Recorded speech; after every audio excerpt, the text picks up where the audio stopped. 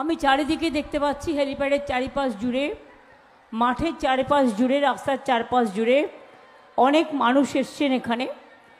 আমি আমার প্রিয় প্রার্থী দেব, বিশেষ করে ওকে আমরা দেব বলেই চিনি, দীপক অধিকারী, আমি একবার আসতে বলবো। 1 নম্বর চিহ্নেই ওর ভোটে আর নাম্বার আছে। ওকে প্লিজ দয়া করে, পাঁশকুড়ার মানুষ, আমি পাঁশকুড়ার কাছে ছুটে এসেছি কেন জানেন? পাঁশকুড়া আমি অলওয়েজ আসি, কিন্তু কয়েক বছর আমার আসা হয়নি। তার কারণ আমার একটা ফেভারিট ছেলেকে ওই গদ্দারটা জেলে রেখে দিয়েছে, সেই জন্য আমার আসা হয়নি। বাট আমি ওকে বের করবই। এই এলাকাগুলো দখল করার জন্য অনেক চেষ্টা করেছে।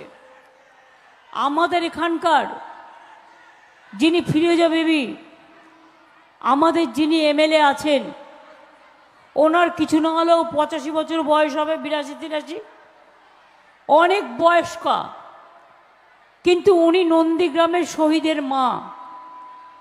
তাই শহীদের মা হিসেবে শহীদ সম্মান দেবার জন্য পাঁশকুড়ার মানুষ ওনার নাম প্রস্তাব করেছিলেন, তাই উনি জিতেছেন। উনি হয়তো সবসময় আপনাদের কাছে আসতে পারেন না, এই কারণে বয়সের ভারে, কিন্তু আমরা ওনাকে সম্মান করি শহীদের মা হিসেবে। তাই আপনাদের এখানটায় আমি দেবকে বলবো এবার থেকে ও যেন একটু, এই যেমন ও ঘাটালে খুব যায়, ডেবরায় খুব যায়, কেশপুরে খুব যায়, এবার থেকে, যেহেতু ফিরোজা বিবি আমাদের অনেক সম্মানীয়া, কিন্তু বয়স হয়ে যাওয়ার ফলে উনি পারছেন না, সেহেতু ওনাকে একটু সাহায্য করার জন্য দেবকে বলবো এই এলাকাটায় একটু বেশি করে সময় দেওয়ার জন্য। তাছাড়াও আমার দীর্ঘদিনের সহকর্মী ওই নন্দ, অসিত, এদের এখন ভাবছেন আজকে, আমি যখন থেকে ছাত্র যুব করছি তখন থেকে আছে নন্দ, অসিত, ওদিকে চিত্ত মাইতি, ওদিকে রাধাকান্ত মাইতি, ওদিকে জাইদুল ভাই, ওদিকে অজিত মাইতি, ওদিকে আমি রেগে আছি বাট ক্ষমা করে দিলাম, শোভন কুমার মহাপাত্র, মমতা ভূঁইয়া, অজিত মাইতি, হুমায়ুন কবির সহ এই জেলার প্রেসিডেন্ট আশিস হতায়ত সহ ঘাটাল ইলেকশন কমিটির সকলে। পাঁশকুড়া আমার কেন আসা হতো আগে খুব জানেন? আপনাদের যে মসজিদটা একদম রাস্তার ওপরে ছিল, আর আগে রাস্তাটা এত চওড়া ছিল না, দুপাশে অনেক দোকান ছিল, দুপাশে অনেক বাড়ি ছিল। আমি আসলেই আমার এখানে একবার দাঁড়াতে হতো, আমি মেদিনীপুর ঢুকলেই আমায় দুটো দিকে দাঁড়াতে হতো। একটা, আমি যেখানেই থাকি, আমার ছেলেটি মারা গেছে জগদীশপুরের, জগদীশ বলে কেশিয়ারির, ওর মা একটা ছোট্ট টিফিন কৌটোয় করে কাজু বাদাম ভেজে আমার জন্য পাঠাতো। আর ও ঠিক আমি মেদিনীপুরে যেখানেই আসি না কেন, ও রাস্তায় ওটা নিয়ে দাঁড়িয়ে থাকতো। আর অসিত আর নন্দ, আর একজন ছিল সুগারে মারা গেছে, ওর নামটা কি যেন, প্রতাপ, নন্দীগ্রামের সময় ওরা আমাকে খুব হেল্প করেছে। এবং আমি যখনই এখান দিয়ে যেতাম, এরা আমার জন্য তেলে ভাজা আর মুড়ি নিয়ে দাঁড়িয়ে থাকতো, কারণ আমি মুড়ি তেলে ভাজাটা খেতে ভালোবাসতাম। এখন অবশ্য খাওয়া হয় না, যাই হোক, খাবার সময়টাই কোথায়, দিনে তো খাই একবার রাত্রে, তখন যদি তেলে ভাজা আর মুড়ি খাই তাহলে খাওয়াটাই তো গেল, এমনি ভাত খাই না, রুটি খাই না, কিছু তো খেতে হবে। তো যাই হোক, নন্দীগ্রামের সময় যখন আমায় বারবার রাস্তায় আটকে দেওয়া হচ্ছিল, আমি কোলাঘাটে রাত্রি 2টো পর্যন্ত দাঁড়িয়ে, আর সিপিএমের হাড়মাদরা যারা এখন বিজেপি করে, সিপিএমের সবগুলো এখন বিজেপি করে, জেনে রাখবেন, সিপিএমের হাড়মাদ এখন বিজেপির ওস্তাদ হয়েছে। আরো টাকা চাই, আরো টাকা এবং প্রোটেকশন। এরা মদ খেয়ে পেট্রোল বোমা নিয়ে দাঁড়িয়েছিল আমার গাড়ি ঘিরে, যাতে আমি নন্দীগ্রামে যেতে না পারি এবং যাতে আমার ওপর অত্যাচার করা হয়। আমি চিরদিন কৃতজ্ঞ থাকবো একটি মানুষের ওপর। সেই মানুষটি হচ্ছেন গোপাল কৃষ্ণ গান্ধী, যিনি পশ্চিমবাংলার রাজ্যপাল ছিলেন। তিনি একজন বিশিষ্ট মানুষ। আজকের রাজ্যপালের কথা আমি বলবো না, রাজ্যটা আছে, পালের গোদাটা কোথায় হারিয়ে গেছে। আমি বলবো সেদিনের কথা।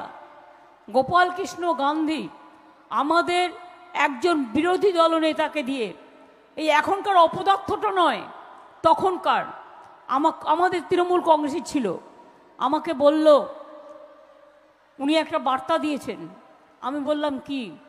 বলল রাত্রিটা সরে যাও, তা নাহলে যে কোনো সময় পেট্রোল বোমা মেরে ওরা তোমায় মেরে ফেলবে, কারণ ওখানে পুলিশ কোনো কিছু করতে পারবে না, পুলিশ সিপিএম যা বলে তাই করে। এখন তো অনেক ভালো আছিস তোরা, এখন তো অনেক ভালো আছো তোমরা, পুলিশকে গালাগালি দিয়ে বেড়াও, পুলিশই তো আজকে প্রোটেকশন দিয়ে রেখে দিয়েছে তোমাদের। কত হাত কেটেছো, কত কান কেটেছো, কত চোখ উড়িয়ে নিয়েছো। এই তো দাসপুর, আমি সেদিন গেছিলাম দেবের এরিয়া, শুধুমাত্র আমাদের হয়ে দেওয়াল লিখেছিল, তার চোখ উপরে নিয়েছিল। আমি তার বাড়িতে গিয়েছিলাম অজিত ভুইয়ার সাথে। কেশপুর আমি গিয়েছি মিটিং করতে, জলপাইগুড়ি একটা নতুন রেল স্টেশন উদ্বোধন করতে। 7 জনকে একসাথে মারলো। আমাকে ফোন করলো কেশপুর থেকে, দিদি আপনি যদি না আসেন, যতক্ষণ আপনি না আসবেন আমরা ডেড বডি কবর দেব না। আমি সেই উত্তরবঙ্গ থেকে হাওড়া হয়ে আবার কেশপুরে এলাম, তারপরে রাত্রি 2টোর সময় তাদের কবর দেওয়ার ব্যবস্থা করলাম। আমি এসব ঘটনা জানি। যারা বড় বড় কথা বলে আজকে তৃণমূলকে, তারা জানে আমরা কি লড়াই করেছি। গর্বেতায় একজন মা হাউমাউ করে কাঁদছেন, তার 2টি ছেলে খুন হয়ে গেছে। আমি গেলাম তার বাড়িতে, মাটি বলছে, বিধবা মা বলছে, মাগো আমি 2টো অস্ত্র চাই। আমি বললাম অস্ত্র? আমি একটু অবাক হয়ে গেলাম। উনি বললেন, আমি এক হাতে একটা বন্দুক চাই, আর একটা হাতে তৃণমূলের পতাকা চাই। আমি বললাম কেন? বলল, যে সিপিএম আমার ছেলেদের খুন করেছে আমি তাদের বদলা নিতে চাই। আমি মায়ের মুখে কথা শুনেছিলাম। মনে রাখবেন, চমকাইতলায় মিটিং করতে গিয়েছিল মিদনাপুরে, আমাদের প্রত্যেকটা গাড়ি ভেঙে দেওয়া হয়েছিল। গুলি চালাতে চালাতে অজিত পাজাকে পর্যন্ত অ্যাটাক করে দেওয়া হয়েছিল। তখন আমি রেল মিনিস্টার ছিলাম, অজিত পাজা তখন মিনিস্টার ছিলেন। আমি নিতে গেলাম, গিয়ে দেখলাম গুলির বন্যা চলছে। আমি সামনে দাঁড়ালাম, দাঁড়িয়ে বললাম, এই কত গুলি আছে আমাকে ছোড়, অজিতদা চলে যান। সব গাড়ি ক্লিয়ার করে তারপরে আমি ফিরে এসেছিলাম। মনে রাখবেন, ভুলে যাবেন না। আর একটা ঘটনা যদি বলি আপনাদের, বাঁকুড়ার বিক্রমপুরের একটি পরিবার ছিল, তার 2 ছেলে কর্নেল কাজ করত আর্মিতে। বাড়িতে বেড়াতে এসছে মায়ের কাছে। এবার সন্ধ্যা ঘনিয়ে এসছে, হঠাৎ দেখে বাড়িটা অন্ধকার হয়ে গেল। এবার মা দেখছে একটা ছেলে মায়ের কোলে মাথা রেখে শুয়ে পড়ল। মা অন্ধকারে বুঝতে পারেনি যে ওর অনেকটাই তখন মুন্ডু কেটে দিয়েছে। ও অস্পষ্ট বলল, মা একটু পানি দেবে? মা বলল, তো হ্যাঁ বাবা আমি আনছি। পানি আনতে গেল, পানি আনতে এসে দেখে আধখানা করে রেখে দিয়েছে 2 ছেলেকে। তার আরেকটা ছিল, নাম ছিল সেলিম। সেই ছেলেটিকে আমি ভাইফোঁটা দিতাম, আমার কাছে আসতো। আমি এসব ঘটনা ভুলছি না।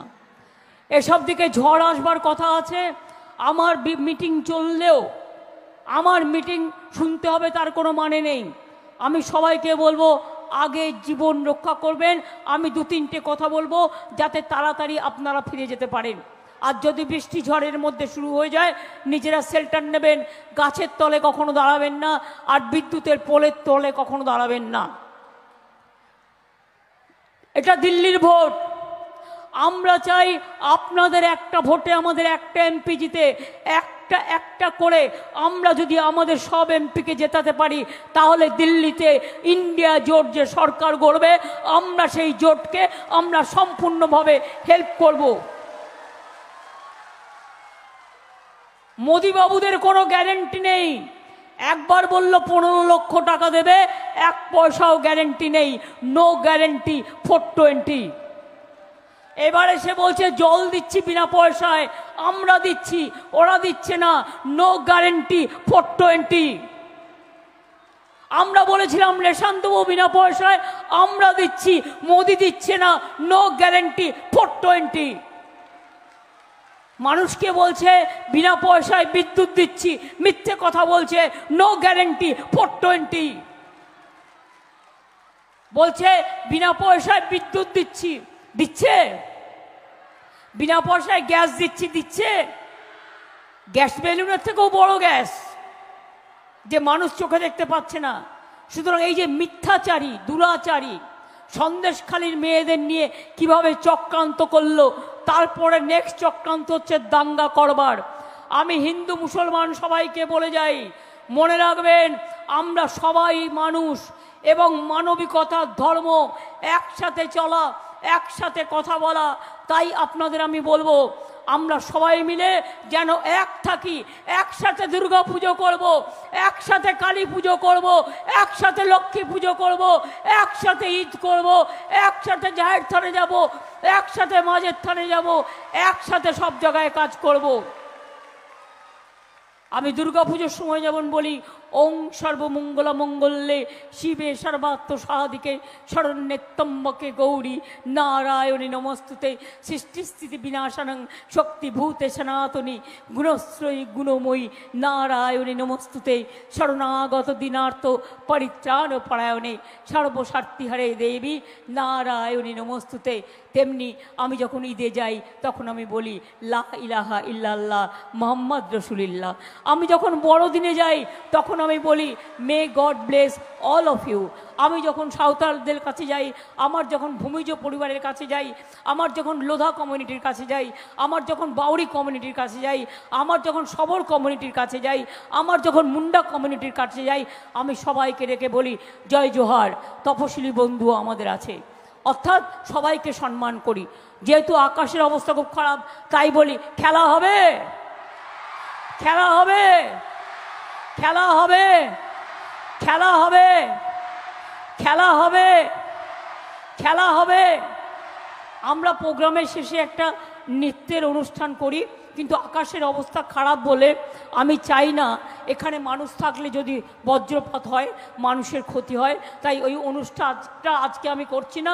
দেব জিতলে আমি কথা দিয়ে যাচ্ছি ভালো করে আমরা এখানে সাংস্কৃতিক অনুষ্ঠান করে দেব। আমি আপনাদের সকলকে বলি ভালো থাকবেন। ভোটটা দেবকে দেবেন তো? জোড়া ফুলে ভোট দিন, সকাল সকাল ভোট দিন, নিজের ভোট নিজে দিন, জোড়া ফুলে ভোট দিন। মনে রাখবেন আপনার ভোট আমার ভোট, জোড়া ফুলে সব ভোট। জয় হিন্দ, বন্দে মাতরম, খোদা হাফেজ, ইনশাল্লাহ, জয় জোহর, জয় বাংলা। সাবধানে বাড়ি যান, হেলিকপ্টার দেখবার জন্য কেউ দাঁড়াবেন না।